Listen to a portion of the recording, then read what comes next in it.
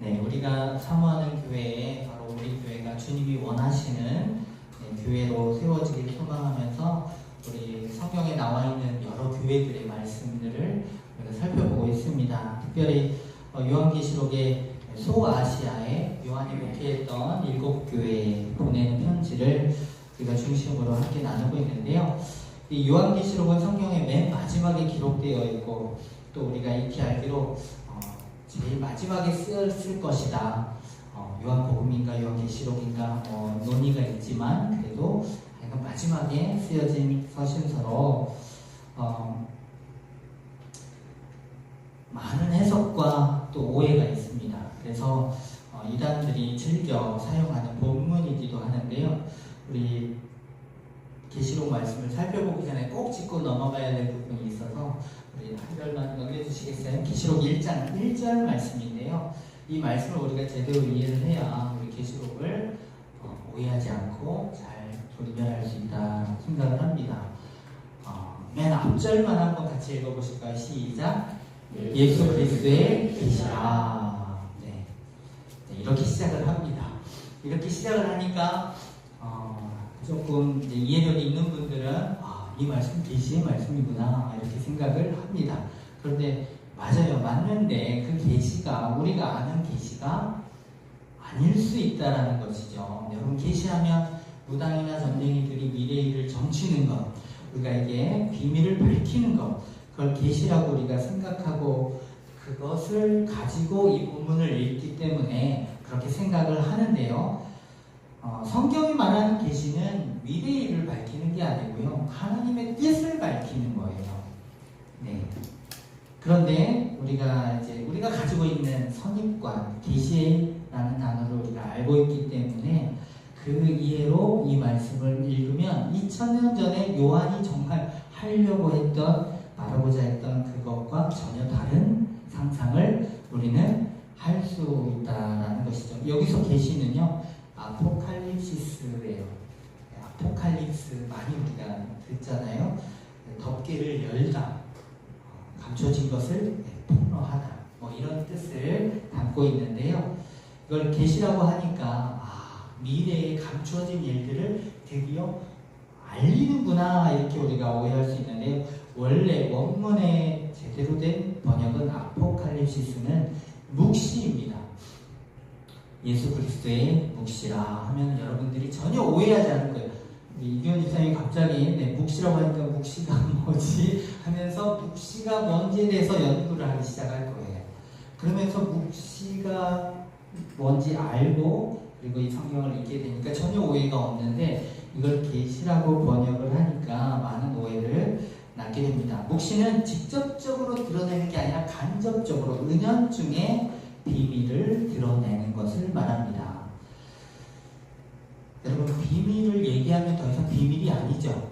네, 마찬가지로 예수 그리스도의 묵시라, 감춰진 걸 살짝 다 모르고 알만한 사람만 알게끔 드러내게 하는 묵시라고 한다면 더 이상 그건 묵시가 아닐 거예요. 그래서 이거를 요한계시록이라고 우리가 번역을 한 것입니다. 우리나라에도 전래동화에 보시면 호랑이가 나오고 또 할머니 어린아이가 자주 등장합니다. 원래 전래동화의 대주제는 권선징악, 또 인과 응보, 그런 게 깨달음이고 가르침이죠.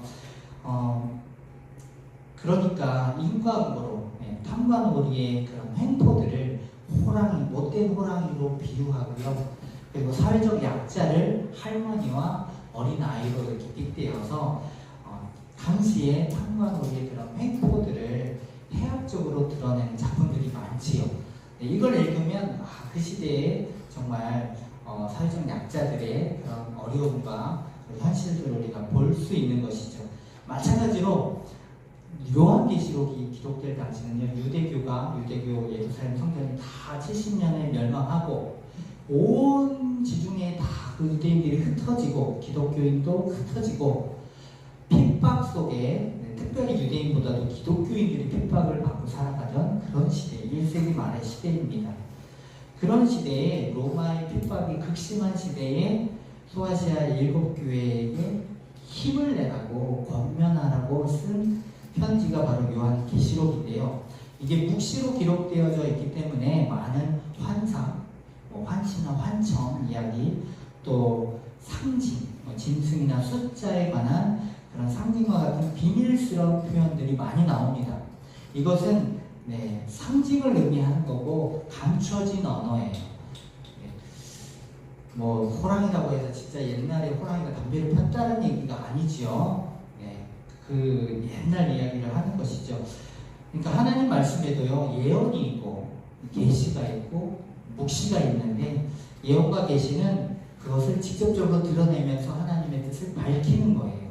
그런데 묵시는 그것을 박해받는 상황에서 알만한 사람만 알게끔, 다른 사람들은 그거를 모르게끔 감춰서 드러내는 것이지요.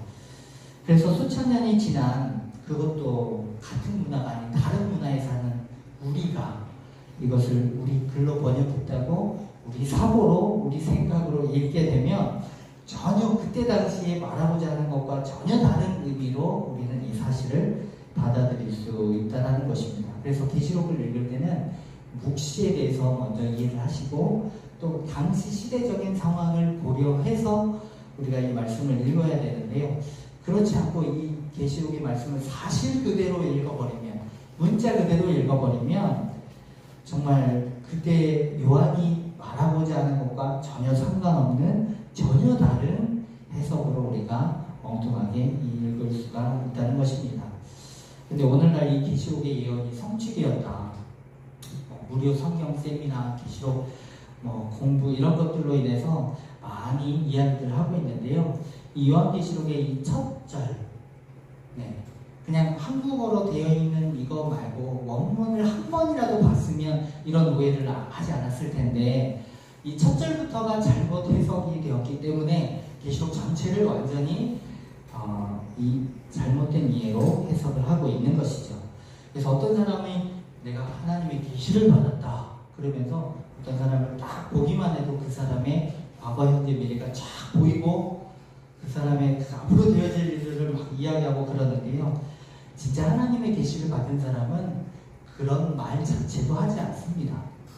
그리고 하나님은 아무도 모르는 미래의 일을 어떤 사람에게 알게 하시지는 않아요. 하나님의 나라와 진리의 법이 선포되게끔 이렇게 강력하게 말하게 하시지, 감춰진 미래의 일을, 정해놓은 일들을 알게 하시는 분이 아니시라는 것이죠. 그런데 우리가 평소에도 그렇게 우리가 알다가도 갑자기 내 삶에 어려운 문제가 닥치고 또 내 힘으로 해결할 수 없는 그런 상황이 놓이면 내가 어떻게 해야 되나, 내가 이렇게 해야 되나 저렇게 해야 되나, 지금 해야 되나 아니면 이거는 넘어가야 되나, 이런 고민들을 하면서 특히 사업하시는 분들이 이번에 이걸 계약을 해야 되는지, 여기다가 투자를 해야 되는지 많은 고민을 하게 됩니다. 그래서 이걸 복채로 주고 미래의 일을 알게 해서 피할 길을 알려준다. 그러면은 혹하기가 쉽죠. 그래서 교회를 다니시는 분들 중에도 혹하고 넘어가시는 분들이 있다고 합니다. 우리 여기 계신 분들, 집사님, 권사님 중에 혹시 정보로 다니시는 분들이 계셔도 저는 이해를 하겠습니다. 우리 권사님이 그러는데요. 신앙생활하는 권사님도 정보로 세종시까지 다닌대요. 유명한 분이 계시다고 해서 거기로 가서 점을 번다고 합니다. 어느 교회라고는 얘기를 못하겠어요. 하여간 신앙생활을 하면서도 내 삶에 큰 문제가 가로막히면 뭔가 붙잡고 의지하고 확인하고 싶은 그런 심정이 인간의 심성이지요. 그런데 여러분, 절대 그런 속임수에 넘어가지 마시기를 바랍니다. 마귀도 영이에요. 영이기 때문에 기륭화복을 점칩니다. 그런데 그 점치는 것을 하나도 못 맞춘다면 이 땅에 누가 정보로 가겠습니까? 그러니까 맞추긴 맞춰요. 맞추는데 그걸로 우리를 속이는 거예요. 우리를 넘어지게 하고 우리를 올가매게 하기 위해서 우리의 기륭화복을 점치는 것이죠. 기가 막히게 맞춥니다. 그런데 한번 생각해 보세요. 모두가 다 점쟁이에게 자기 운명, 앞으로 되어질 일을 맡기고 점을 보고 그렇게 살아간다면 이 세상은 어떻게 될까요? 오늘 가게 문 열기 전에 다 정보로 가셔야 돼요. 오늘 아이들 학교 보내기 전에 다 정보로 가셔야 돼요. 이 직장에 면접 가기 전에 다 정보로 가셔야 돼요.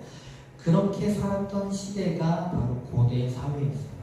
고대 여러 신들을 보시면서 그 신 앞에 다 노여움을 사지 않고 살아가기 위해서 너도 나도 점을 보고 그 신의 노여움을 사지 않고 귀신의 노예로 살아가고 있었던 것이죠. 그래서 가진 자, 힘 있는 자만 여유롭게 살아가고요. 고대 사회는 모두가 다 비참하게 살아가는 그런 시대였습니다.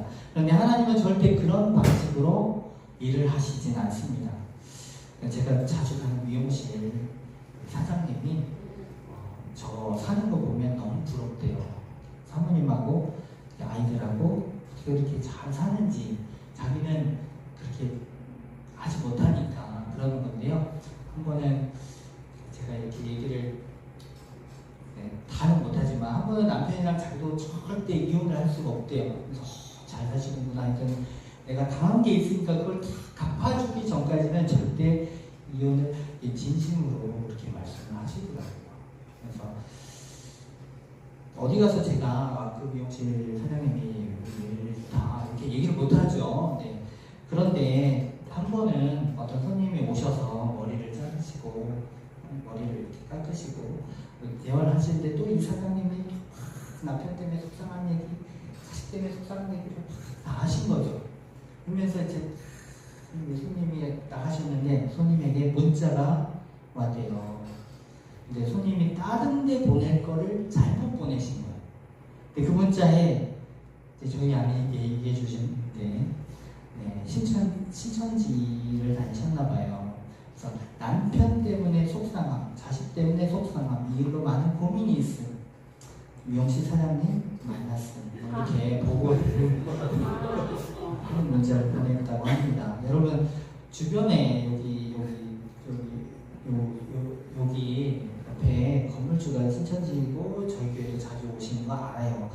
그런데 이제 이렇게 많이 그 정보를 모아서 이 사람을 잘 설득하기 위해서 그렇게 사용을 하는데요. 이 문자를 보고 이 사장님이 너무 섬뜩했다는 거죠. 자기 손님 중에도 많이 온다는 걸 알지만 이렇게까지 자기의 사생활을 다 공개할 줄은 몰랐다는 거죠. 여러분 성령은 진리의 영이기 때문에 우리를 깨닫게 하고 바른 길로 인도해요. 하지만 사단은요 거짓과 속임수로 우리를 속여요. 하나님의 영이 임했다 뭐 이렇게 말하는 사람에게 절대 속아 넘어가지 마시고요. 진짜 하나님의 계시를 받은 사람은 자신이 뭔가를 알게 되었을 때 옆에 있는 그 사람의 큰 일을 알게 되었을 때 그 사람을 위해서 눈물로 기도를 하게 됩니다. 그 사람한테 자기를 드러내면서 내가 하나님의 계시를 받았다. 넌 조심해야 된다. 그러면서 이렇게 알리지 않는다는 거죠. 그래서 누가 계시를 받았다 그러면 그 사람을 제일 조심하시기를 바랍니다. 구약 성경에도 묵시가 있어요. 다니엘이나 에스겔이나 스가랴 같은 말씀들이 묵시예요. 그래서 그 성경을 읽을 때는 뭔가 미래의 일을 얘기해요. 다가올 미래의 일이지만 많은 상징 언어들을 짐승이나 많은 숫자들을 통해서 상징 언어를 씁니다.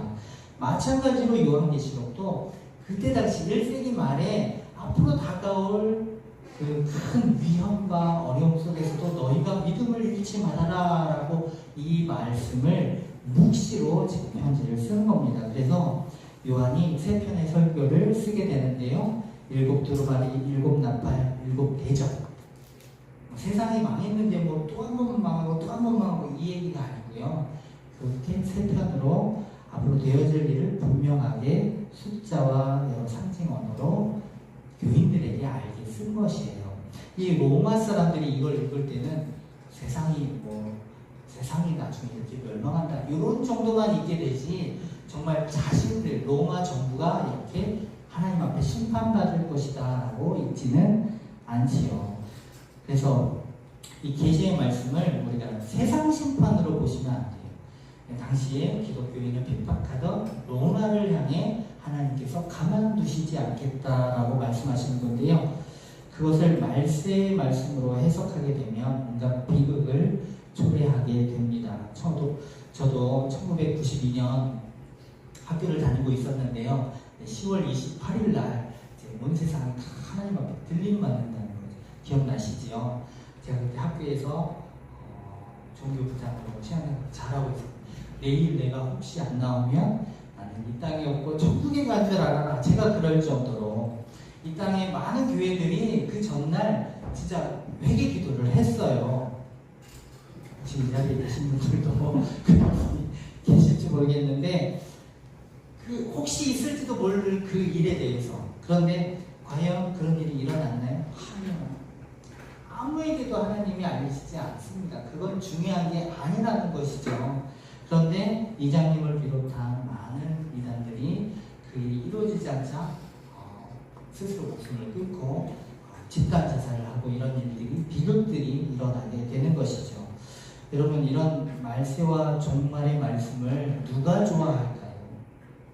이단과 사이비들이 좋아합니다. 이것으로 사람을 올가매기가 너무나 쉽거든요.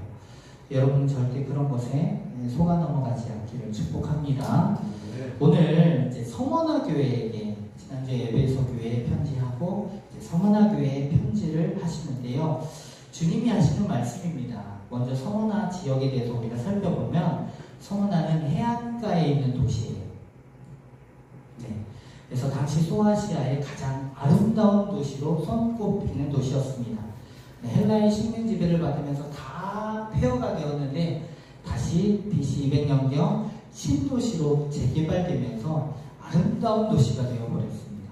그래서 로마에 그 잘 정리된 도로가 깔리고 또 해안가에서 보면 그 파고스 언덕에 여러 신전과 높은 건물들이 잘 정리되어 있어서 멀리서 보면 마치 멸류관 꽃처럼 보여요. 그래서 아시아의 멸류관, 아시아의 꽃 도시가 바로 서머나였습니다.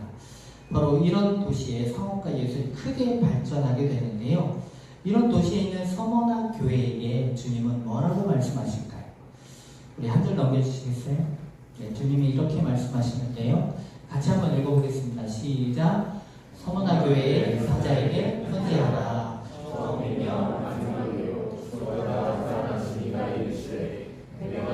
환난과 궁핍을 알거니와 실상은 내가 부유한다니라.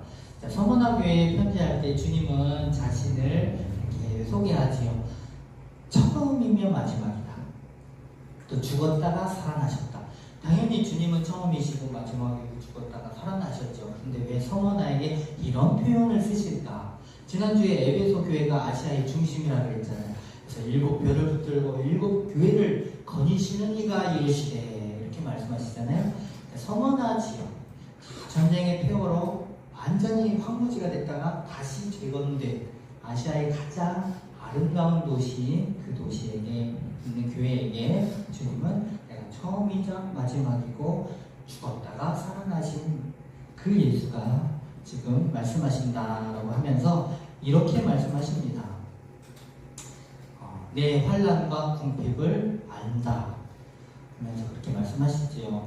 대부분 서머나의 교회의 그 실상을 보여주는 말씀입니다. 당시 모든 교회가 다 힘든 핍박 속에 있었지만 유독 서머나 교회가 진짜 극심한 어려움이 있었습니다. 크게 두 가지의 큰 어려움이 있었는데요. 먼저는 가난과 궁핍이 있었어요. 구절을 보시면 내 환난과 궁핍을 안다. 여기서 궁핍은요, 그냥 여유가 없는 정도가 아니라 진짜 오늘 먹을 게 없을 정도로 극심한 가난을 의미합니다. 여기 계신 분 중에 나는 그래도 형편이 좀 괜찮습니다. 한번 손 들어보시네요. 난 그래도 잘 살고 있습니다. 저는 좀 형편이 그래도 좀 어렵습니다. 대부분 한국 사회에 대부분이 우리 형편이 좀 어려워 이렇게 생각해요. 그런데 그런 어려움이 아니에요. 진짜 오늘 죽을 수도 있는, 굶어 죽을 수도 있는 그 정도의 궁핍함이에요. 그러니까 빈곤이라고 하죠.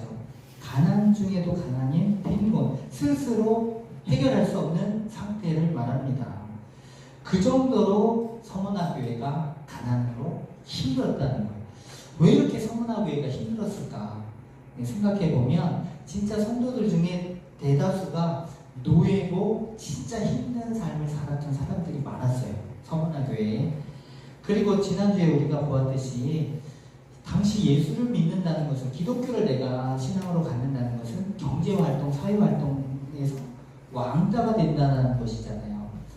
그러니까 모든 걸 포기해야 되는, 일상적인 경제활동에서 포기하고 자급자족으로 살아가야 되는 그런 상태였는데, 바로 서머나 교회가 정말 원래부터 힘든 분들이 많았고, 또 그리고 사회로부터 단절되어서 스스로 자급자족으로 살아갈 수밖에 없는, 사회생활을 할 수 없는 그런 상태였다는 것입니다. 삶이 너무 어렵다 보니까 사람들에게 빼앗기고 몰수당하고 약탈당하는 그런 일들이 많았습니다. 당시에 기독교인이 된다는 것은 서머나 지역에서 보면 내가 가난해지겠다라고 결단하는 거나 마찬가지였어요.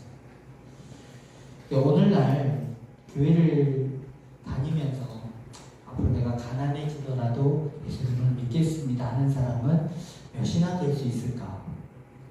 모르금이라도 조금 더 행복해지고 싶어서, 조금 더 제대로 살고 싶어서, 너무 그동안 비참했는데 이제는 좀 더 사람답게 좀 살고 싶어서, 사람도 좀 많이 사귀고 경제활동도 좀 하고 이러려고 교회에 나오시는 분은 있을 수 있어요. 그런데 2000년 전에 서머나 지역에서는 예수를 믿겠다는 것은 나는 이제 사업도 못하고 땅도 못 사고 그냥 가지고 있는 것으로 먹고 살다가 죽을 수도 있다라는 그런 결심으로 예수를 믿는 겁니다. 여기 소아시아의 7교회에 주님이 책망도 하시고 칭찬도 하시는데요. 이 서머나 교회에는요, 책망이 없으세요. 칭찬만 하십니다. 서머나 교회가 열심으로 신앙생활을 했기 때문에 그럴 수도 있지만 그것만이 아니에요. 이유는 단순히 신앙생활 잘해서가 아니라 이런 고난과 이런 극심한 어려움 속에서도 너희가 신앙을 포기하지 않고 붙들고 하고 있었기 때문에 그 서머나 교회를 칭찬하신 것입니다. 지난주 우리가 에베소 교회에서 세상과 타협하면서 그래도 우리가 먹고는 살아야 하나님을 믿을 수 있는 건 아니냐, 니골라당의 교훈이 있었어요. 근데 에베소 교회가 그 니골라당의 교훈을 멀리했는데, 이 서머나 교회도 현실과 타협하지 않고 신앙의 원칙을 고수했는데 그 결과는 극심한 궁핍으로 오게 됐어요. 그 가난의 터널을 통과해야만 했습니다. 그럼에도 이 모든 걸 감수하고 감내하고 주님을 붙들고 있었던 거예요. 이 서머나 교회를 향해 주님이 이렇게 말씀하세요. 내가 환난과 궁핍을 안다. 잘 안다. 진짜 힘들지. 하지만 실상은 너희가 부유한 자다라고 칭찬하세요. 여기 우리 성도님들이 정말 서머나 교인처럼 진짜 오늘 먹을 양식이 없어서 힘겹게 배고파서 한 끼 먹으려고 교회에 나오신 분들이 많을 수도 있어요. 그런 교인들에게 제가 여러분이 진짜 가난하지만 진짜 여러분이야말로 부자입니다. 이렇게 말하는 거랑 똑같아요. 근데 왜 주님은 이렇게 말씀을 하실까요? 죽었다가 살아나신 이가 처음이고 마지막이고 세상에 처음이고 마지막이고 죽었다가 살아나신 이가 지금 너희가 진짜 가난하지만 진짜 너희야말로 부유한 자다라고 칭찬하시는데요. 전쟁의 폐허 속에서도 이 서머나 지역이 아시아에서 최고로 아름다운 도시로 다시 세워졌잖아요.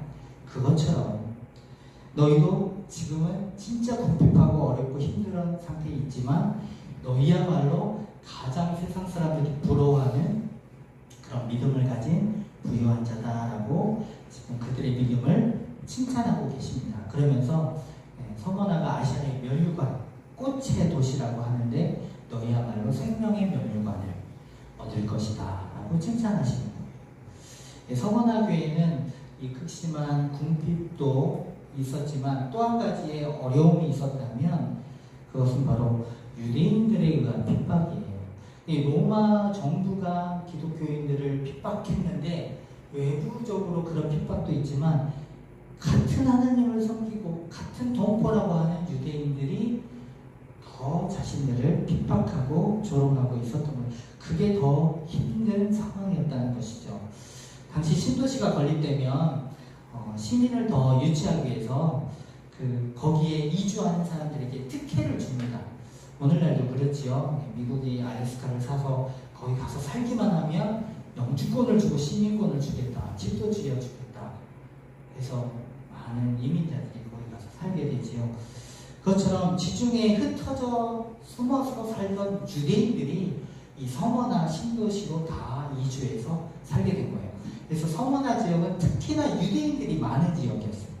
그래서 서머나 교회가 그렇게 힘들었던 거예요. 사도 바울이 전도 여행을 다니면서 어디서 복음을 전했냐면 흩어져 사는 유대인들이 모여있는 회당에 가서 복음을 전했어요. 아무 데서나 전한 게 아니고 막 고린도, 에베소 이 지역을 돌아다니면서 거기 사는 유대인들이 자기 동족들이 함께 모여서 말씀을 읽는 그 회당에 가서 하나님의 복음을 전했던 것이죠. 근데 그 회당에는 유대인만 있었던 게 아니고 경건한 외국인들도 있었습니다. 우리 말씀을 넘겨주시겠어요? 사도행전에 보면 그 증거들이 나오는데요. 우리가 그냥 읽으면 잘 모르는데, 자 보시면 회당의 모임이 끝난 후에 유대인과 유대교에 입교한 경건한 사람들, 신약성경에 경건한 사람들이라는 표현이 나와요. 우리는 이걸 읽으면 뭔가 좀 예의 바르고 하나님을 잘 경외하고 이런 사람들이었구나라고 생각하는데요. 그 사람들을 얘기하는 말이 아니라 유대인이 아닌 이방인이면서 유대교에 들어와서 하나님을 믿고 있는 사람들을 표현할 때 경건한 사람들이라고 했어요. 고대에는 다 신화 시대였기 때문에 미신들을 많이 믿고 섬기고 있었는데 이 유대인만이 유일하신 하나님을 섬기고 그렇게 생활하고 있었어요. 이방 사람들이 볼 때 온갖 잡신을 섬기는 사람들보다 유대교의 하나님이 그분만이 진짜 하나님이라고 하는 게 그게 설득력이 있고 그게 고등 종교였어요. 그래서 조금 지식이 있고 또 지혜가 있고 또 내가 생각이 있는 경건한 사람들은 유대교에 들어와서 유대교의 가르침대로 자녀들을 양육하고 그렇게 살고 있었어요. 그래서 로마 정부는 유대교를 싫어하지 않았습니다. 기독교를 핍박을 했지. 그래서 이 경건한 사람들이 나오는데요. 사도행전 22장에도 보면 율법에 따라 경건한 사람으로 거기 사는 모든 유대인들에게 칭찬을 듣는 아나니아라는 이가 있었습니다. 이 아나니아가 사도 바울이 예수님을 만나고 눈꺼풀이 덮였는데 그 눈꺼풀을 띄워주는 안수해주는 사람이 아나니아였어요. 근데 이 아나니아가 유대인이 아니고 경건한 사람이었다는 거죠. 이방인이었어요. 유대인들에게 존경받는 이방인이지만 유대교의 가르침을 따르고 있는, 그러니까 초대교회 안에는 이런 경건한 사람들이 있었는데요. 사도 바울이 복음을 전하다 보니까 유대인도 믿고 경건한 이방인들도 복음을 받아들이는데 시간이 지날수록 보니까 경건한 사람들은, 이방인들은 이 복음에 대해서 너무 기쁘게 반응을 하는데 유대인들은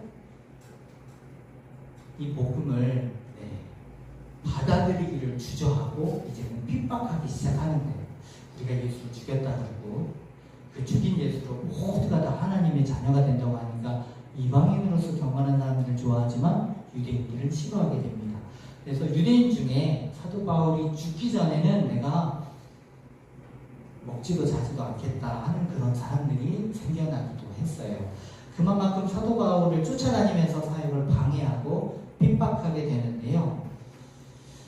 사도 바울이 죽은 이후에도 유대인들의 교회를 향한 핍박이 끊임없이 계속되고 있었습니다. 그래서 유대인들이 모여있는 회당에서 그들이 하루에 3번씩 기도하는데 그 기도문에 교회 이단들을 하나님 심판해달라는 기도문을 섞어서 그렇게 함께 기도하고 있었던 거예요. 그래서 한 절 넘겨주시겠어요? 그래서 우리 주님이 자칭 유대인이라 하는 자들의 비방도 내가 안다. 하지만 그들은 실상 유대인이 아니고 사탄의 회당이다라고 말을 하고 있어요. 그러니까 유대인들이 모인 그 모임을 여호와의 총회라는 모임으로 모여서 기독교를 핍박하고 하나님을 섬기고 이러고 있었는데 우리 주님은 그들은 하나님의 회당이 아니라 사탄의 회당이다라고 말하면서 너희야말로 진짜 하나님의 신앙으로 하나님 앞에 올곧게 신앙생활을 하고 있다라고 칭찬하는 것이죠. 이런 로마의 핍박도 있었고 유대인들의 핍박 속에서도 이 서머나 교회는 타협하지 않고요. 우리가 굶어 죽더라도 로마에 잡혀 죽더라도 유대인들의 그런 핍박 속에 우리가 죽더라도 신앙을 굳건하게 지키고 있었던 것입니다. 그래서 한 절 더 넘겨주시겠어요? 10절 말씀 우리 같이 한번 읽어보겠습니다. 시작! 너는 장차 받을 고난을 두려워하지 말라. 볼지어다 마귀가 장차 너희 가운데서 몇 사람을 옥에 던져 시험을 받게 하리니 너희가 10일 동안은 환난을 받으리라. 내가 죽도록 충성하라. 그리하면 내가 생명의 관을 내게 주리라. 그런데 이게 시험이 이게 끝이 아니고요. 앞으로 몇 사람을 옥에 마귀가 너희를 가둘 것이다. 그리고 10일 동안 환난을 받을 것이다. 여기서 10일은 문자 그대로 10일을 생각하시면 안 돼. 이거 묵시라고요. 꽤 오랜 시간 동안 너희를 어렵게 할 것이다 라고 말하는 거예요. 그렇지만 너희가 죽도록 충성하라. 그러면은 생명의 멸류관을 얻을 것이다. 그렇게 말을 하고 있는 것입니다. 실제로 몇 사람이 옥에 갇히게 되었고요. 서머나 교회의 목회자였던 폴리갑이 붙잡히게 됩니다.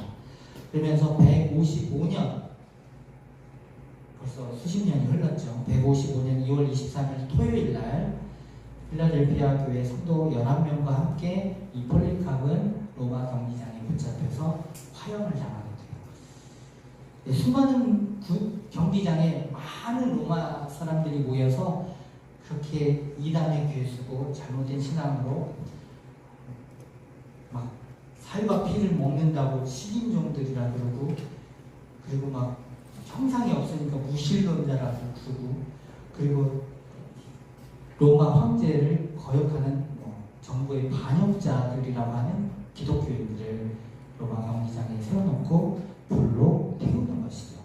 화형시켜라 하는 무리가 유대인들이었어요. 유대인들이 화형시키도록 장작을 땔감을 해서 가지고 옵니다. 근데 그날이 안식일이었거든요. 토요일이었거든요. 예수님이 돌아가시는 그 안식일과 똑같이 유대인들이 자신들이 안식일을 범하면서까지 이 기독교인들을 죽이고자 했던 거예요. 그런데 이 폴리갑과 이 교인들이 이 화형 속에서도 두려워하거나 회피하거나 그러지 않고요. 오히려 의연하게 찬송을 부르면서 자신들을 핍박하는 로마와 이 유대인들을 위하여 기도하면서 그 죽음을 받아들여요. 그러니까 요한계시록에 나온 끝까지 너희가 충성하면 생명의 멸관을 얻을 것이다 라는 그 말씀을 믿고 진짜 죽더라도 죽었다가 살아나신 이가 지금 말씀하시잖아요. 그래서 지금 죽었다가 살아나신 이가 말씀하시는 걸로 소개하고 있는 것입니다. 우리가 죽더라도 죽음으로써 우리 신앙을 다시 살아날 줄 믿고 죽음으로써 끝까지 충성하는 것이에요. 그런데 로마가 기독교를 없애려고 유대교인들이 기독교를 말살시키려고 했던 그 화형이 도리어 수많은 경기장에 모인 그 많은 사람들 앞에 대연하게 의연하게 죽어가는 그 모습을 보고 충격적인 모습으로 가슴에 새겨지게 돼요. 마땅히 죽어야 되고 반역자들이고 사회에 없어져야 될 사람들인데 그렇게 기쁨으로 저주하지 않고 축복하며 죽어가는 그들의 모습을 보면서 진짜 하나님이 살아계시나 보다. 이들은 정말 다시 부활하는 그 신앙을 갖고 있나 보다. 복음 전도의 현장이 되었던 거예요. 그래서 초대교회는 오히려 이 고난을 통해서 교회가 더 꽃을 피우고 확장되는 복음이 전해지는 놀라운 결과를 가져오게 됐습니다. 사랑하는 성도 여러분, 우리의 신앙을 무너뜨리려고 악한 마귀들은 거짓과 속임수로 우리를 걸려 넘어지게 하고요. 또 저주와 핍박으로 어려운 궁핍과 고난으로 우리를 무너지게 하지만 오히려 이 고난을 통해서 우리의 신앙이 더 분명하게 보여지고 그걸 통해서 세상이 진짜 하나님이 살아계시는구나 라는 것을 보여줄 수 있는 그런 복음 전도의 통로가 된다는 말씀입니다. 바라기는 우리 좋은나무 교회가 이 고난을 두려워하지 않기를 축복합니다. 때로는 우리의 실수와 연약함으로 고난이 오기도 하지만 이해되지 않고 말도 안 되는 그런 고난으로 우리에게 찾아올 때 그 고난 이면에 있는 하나님의 놀라운 역사를 우리가 기대하면서 이 고난을 이겨나가시기를 바랍니다. 2004년에 개봉된 더 패션 오브 크라이스트라는 영화가 있어요. 넘겨주시겠어요? 네. 2004년 부활절을 앞두고 전 세계 개봉이 되었는데요. 이 영화를 멜 깁슨 감독이 만들면서 예수님의 순환을 좀 세상 사람들에게 보여주고 싶었는데 멜 깁슨 감독이 영화를 만드는 것 자체가 수단이었다라고 이렇게 간증을 합니다. 왜냐하면 기독교 영화가 한 번도 흥행을 한 적도 없고 배너라는 작품이 있긴 했지만 배너도 예수님이 직접적으로 나온 게 아니라 간접적인 영화잖아요. 근데 예수님을 정면에 세워놓고 또 마지막 그 고통스러운 6시간만을 잔인하게 촬영한, 그것도 미국 말이 아닌, 영어가 아닌 고대어로 알아듣지도 못하는 말로 이걸 헐리우드 작품으로 만들게 안 된다, 망한다 그랬어요. 아무도 투자를 하지 않아서 이 영화가 안 될 위기에 처했는데 이 멜 깁슨이 평생 자신이 벌은 재산을 다 투자해서 이 영화를 제작합니다. 하나님 앞에 서운한 것이 있어서 그걸 지키기 위해서 영화를 만드는데요. 개봉 첫날 모든 제작비가 환수될 만큼 대흥행을 이루게 되죠. 그래서 이 영화를 보는 날 미국의 많은 강도와 살인범들이 자수를 하고요. 그리고 많은 중독자들이 회개하며 교회로 돌아오는 역사가 일어나게 됐어요. 각 영화관마다 부흥회를 하게 되고요. 이슬람 나라에서 이 영화를 상영했다가 이슬람 교도들이 다 기독교로 개종하는 일들이 생기니까 중간에 영화 상영을 중단하기도 했습니다. 그래서 유대인들이 이 영화 상영을 중단하는 시위 했어요. 그래서 멜 깁슨 감독에게 이야기를 하는데 정말 우리가 예수를 그렇게 죽였다라고 생각을 하냐? 당신 진짜 그렇게 믿고 있냐? 라고 묻는 말에 이 감독은 당신들이 그렇게 한 게 아닙니다. 내가 예수님을 죽였습니다. 내 죄가 그분을 돌아가시게 했고 내 죄 때문에 예수님이 이런 순환을 당하셨습니다. 나는 그 이야기를 하고 싶었던 것입니다. 하면서 영화를 만들었는데요. 이 영화의 첫 장면이 바로 이렇게 시작이 돼요. 한 절 넘겨주시겠어요? 영화를 보면 바로 이 자막으로 시작을 합니다. 예수님이 찔리신 거는 우리 허물 때문이고 예수님이 상하신 거는 우리 죄악 때문입니다. 유대인들이 죽였다라고 영화는 보여지지만 결국에 그 원인은 바로 나에게 있었다. 그 주님 때문에 우리가 나음을 입었다라고 이렇게 영화의 첫 장면에 시작을 하는데요. 전 세계 기독교인들이 이 영화를 보기 전까지만 해도 예수의 십자가, 골고다 언덕 이런 것들을 연출하면서 뭔가 우리 신앙을 뜨겁게 그렇게 사모했었는데 이 영화를 보는 순간 이걸 애들과 함께 볼 수 없을 정도로 너무 잔인하니까 정말 예수님이 나를 위해 그런 고난을 당하셨나 회개하며 눈물을 흘렸는데 많은 신앙자들은 실제로는 이 영화보다 더 잔인했을 것이다 라고 이야기한다는 것이죠. 여러분, 교회가요, 복음이 어디를 통해서 이렇게 생겨나게 되냐면 바로 예수님의 고난을 통해서 우리에게 복음이 주어진 거예요. 교회가 이 땅에 태어나게 된 거는 이 예수님의 이 순환을 통해서 교회가 세워졌습니다. 우리가 복음이, 구원이 공짜라고 그렇게 알고 있는데요. 내가 거저 받은 건 사실이죠. 그런데 그렇다고 복음이 공짜는 아니죠. 누군가의 피 흘림과 헌신과 희생이 있었기 때문에 내가 이것을 거저 받을 수 있었던 겁니다. 우리 자녀들이 뭐 내가 알아서 내가 걷잖아, 엄마가 무슨 상관이야 이렇게 말하면 우리 속이 뒤집어지죠. 우리 부모가 한 게 없어 보여도 부모가 다 했는데 자식이 지 스스로 다 컸다 그래요. 제가 그랬다는 거예요. 그런데 그게 아니죠. 자기가 크고 자기가 공부하고 자기가 대학 가고 이런 것 같아 보여도 부모님의 뼈와 살과 수고가 다 들어가 있었던 거죠. 여러분, 내가 예수님을 믿을 수 있었던 거는 돌이켜보면 예수님의 피 흘림과 그 구원의 기쁜 소식과 함께 누군가 내가 예수를 믿도록 하기 위해서 기도와 헌신이 있었던 거예요. 이 자리에 계신 여러분 한번 생각해 보시면 내가 주님을 이렇게 붙들고 신앙생활 할 수 있는 거는 누군가의 기도와 뜨거운 헌신이 있어서 내가 예수를 믿게 된 거예요. 그러면 우리의 복음은 고난을 통해서, 우리가 십자가를 짐을 통해서 누군가에게 또 흘러가는 것입니다. 그래서 여러분, 고난을 두려워하지만 때로는 우리에게 이해가 잘 안 되는 고난이 주어질 때 이 고난이 왜 생기지 하면서 자신을 탓하고 누구를 탓할 게 아니라 이 고난을 통해서 큰 일을 이루실 하나님을 믿고 끝까지 충성하며 우리가 달려나가는 것이죠. 우리가 영상 하나를 보겠는데요. 지난주에 설교를 준비하면서 우연히 보게 된 영상인데 금쪽이 제가 이렇게 너무 맨날 이렇게 똑같은 그 스토리라서 잘 안 보는데요. 요즘 금쪽이는 심각하더라고요. 네. 아빠한테 그대로 배운 거예요. 아빠한테 그대로 배운 거고, 이제 엄마하고 막 실갱이를 하다가 엄마를 밀쳤어요. 엄마가 뒤로 떨어져서 벽에 머리를 부딪혔어요. 이걸 아빠가 촬영 중이어서 잡고 있었는데 도저히 안 되니까 이제 아빠가 그냥 개입을 해서 개입을 하는 장면이거든요. 네, 한번 같이 보겠습니다. 소리 좀 키워주세요. 아니, 안 받고 말해요. 너 그렇게 살아. 아빠 너 포기할 거야. 아빠 너 포기할 거야.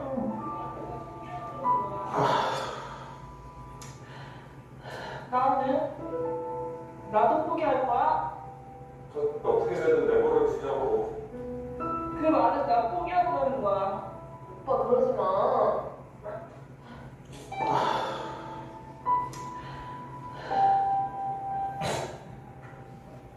유저 없으면 당신 볼 일 없어. 나안 보면 되잖아. 아, 왜 또 둘이 싸워? 그러면 당신 유주를 보지 마. 오빠 밖에 잠깐 나갔다 와. 어? 그래도 내가 데려가면 되니까. 들어가. 잠깐. 왜? 언니.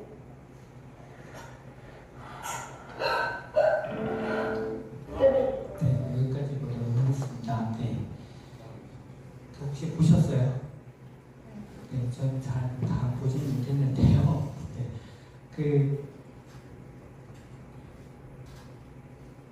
부부 사이는 좋으신 것 같아요.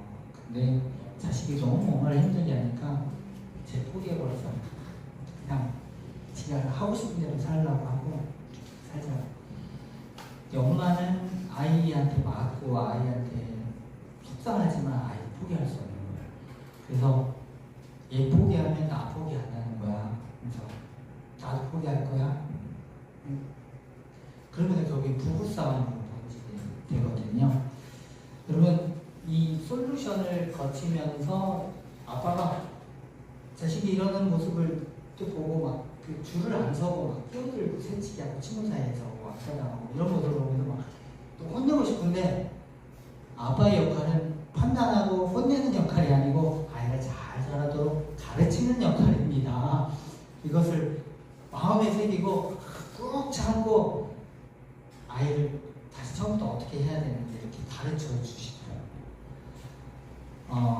코로나를 지나면서 우리 가정과 함께하는 시간이 많아지면서 우리 자녀들 무관심했던 아빠들은 가정이 평화로웠는데 가정에 관심을 갖기 시작하면서 가정이 갑자기 풍파가 많아졌어요. 근데 이게 원래 가정에 숨겨진 민낯이었죠.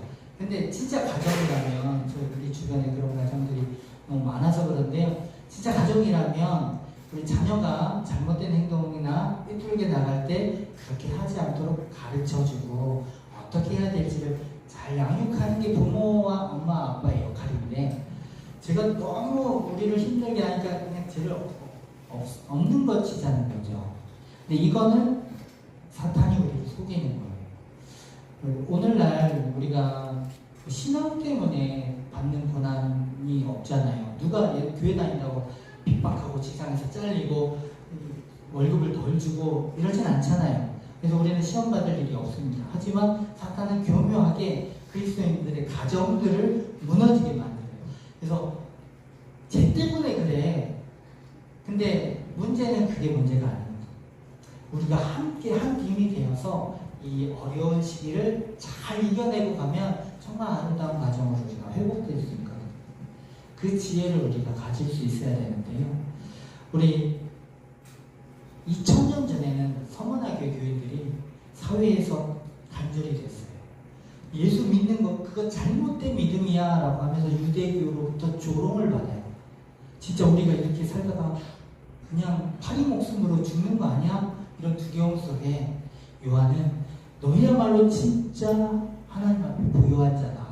끝까지 충성해라. 죽었다 살아나시니까 너희 믿음이 옳다라고 하신다라고 권면해 주신 거예요. 그렇게 했었더니 정말 로마시를 제일 많이 전도한 지역이 있다면 이 서머나 지역의 이 교인들이지 않을까라고 생각합니다. 오늘 우리에게 고난이 있어요. 고난이 없는 사람이 어디 있습니까? 없는 척 하는 거고 있어도 그냥 이건 별일 아니야 그냥 덮어두는 거지요. 근데 한번 직면해 보세요. 우리끼리 서로 탓하는 게 아니고 우리를 무너뜨리려고 하는 사탄과 우리가 함께 힘을 모아서 이겨가시기를 축복합니다. 그때 여러분을 그 힘들어요. 진짜 이 아빠의 그 표정을 여러분 한번 보시기 바라는데 진짜 힘들어요. 그런데 내가 이 아이와 싸울 게 아니고 이 현실과 함께 우리 가정을 이겨내려고 참고 견디는 거예요. 우리 신앙생활이 바로 믿음이 견디는 것입니다. 끝까지 충성하고 버텼을 때 하나님은 우리에게 진짜 생명의 멸관을 얹어주실 거예요. 바로 오늘도 그 인내로 내가 주님 때문에 더 낮아지고 주님 때문에 내가 더 붙들고 더 참고 자녀를 더 사랑하고 섬기고 가정을 세울 때 여러분의 가정이 정말 주님의 놀라운 복음으로 변화되고 세워질 줄 믿습니다. 그럼 여러분의 삶으로 오늘도 그렇게 살아가시기를 주의 이름으로 축복합니다. 기도하겠습니다. 살아계신 하나님 주님의 은혜를 감사합니다. 서머나 교회가 다른 어떤 교회보다도 많은 어려움과 아픔과 힘듦이 있었지만 그것을 포기하지 않고 타협하지 않고 끝까지 주님의 신앙을 붙들었을 때 그 교회를 통하여 정말 놀라운 하나님의 역사를 이루셨던 것처럼 우리 좋은나무 교회가 정말 고난을 두려워하지 않고 고난도 하나님 기쁨으로 바꿀 수 있는 정말 하나님 앞에 믿음으로 끝까지 충성하는 그런